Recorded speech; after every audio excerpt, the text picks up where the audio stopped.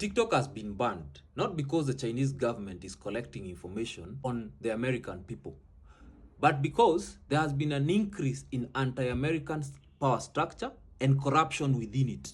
People have not been making videos against football, rugby, food, McDonald's. They've been making videos against the power structure, not against the app.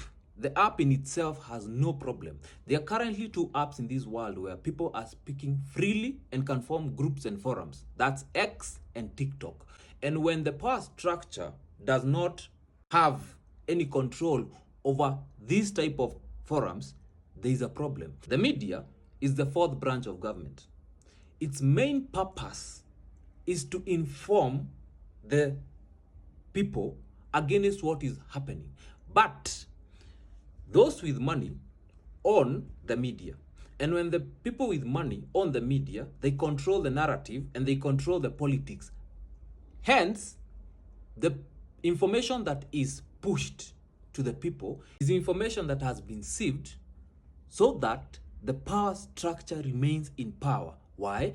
When you believe what is being told to you on a continuous basis by the media, you do not question the power structure. You question what you're doing with yourself, with your life. Americans consume content by other Americans mostly. When they started forming forums and groups like what we did in Kenya just last year on X, we came together, created groups, and people went to the streets. The government was not okay with that. Why? Because if you're able to mobilize such people, imagine if 170 million Americans were able to do the same against the same people in power. What do you think would happen then? Power requires you to participate and be obedient to what it tells you to do. That is why controlling the narrative of what is fed to you through social media and mainstream media is the main important thing. You think money is the most important thing. It's not. You see, money has no inherent value. We, the people, give it value by believing in what it can purchase.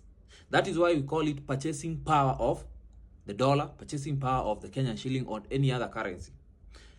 Those in power have a structure that they have put in place that is there to control you as long as you participate and you obey to these laws and this structure.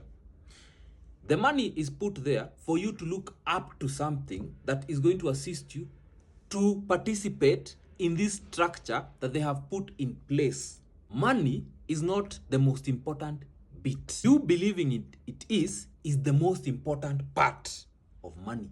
You believing in money is what gives money value.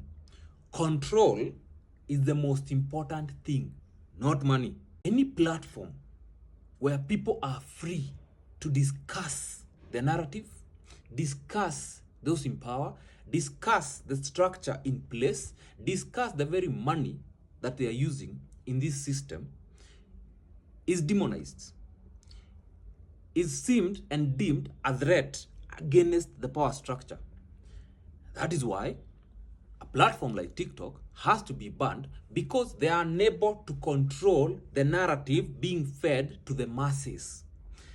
A platform like X in Kenya is also being used to control the narrative being fed to the people, but they don't have that control. That is why we have abductions left, right, and center. Now you're getting me wrong because you're thinking, but Joel, we need money to do every single thing. Yes, because you're in the system that has been put in place, and those structures for you to exist in that system, you must have money. But that is not the goal. The goal is control.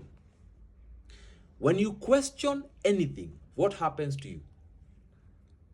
If you go against any form of structure, any form of power, what happens to you? In Kenya, currently, we have abductions. In other countries, you're silenced. In other places, your accounts are suspended. Why? Because you're questioning those that are in power. When money corrupts politics, then those with the money are in power. And when those with the money are in power, They control the media. When they control the media, they control you. Why? Because you believe in everything the mainstream media especially and the apps that are under the control of the people in power tell you. If you by chance still believe that the TikTok ban is because the Chinese government is taking information from the American people, the question I would ask you is, the very phones that you use on a daily basis, where are they manufactured? Mainly from China, right? So if they needed to collect as much data as they wanted, don't you think they would do so? If you think that is not possible, there are softwares like Pegasus, which governments use to send you any form of information and collect data from you. Platforms that give you data, airtime, have all the information they need about you.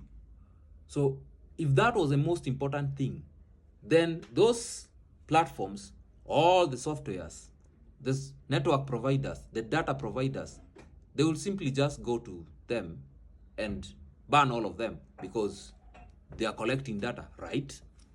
This has nothing to do with the Chinese government. This has everything to do with control of the masses who are against the narratives. Abductions will continue until they are able to control how much information the people give to each other. And if they cannot do that, they will find another way. The best way right now is to ban TikTok. The next step, like we know earlier, was to take X, which luckily Elon Musk took over, privatized it, and now people are free to talk on X. But outside X,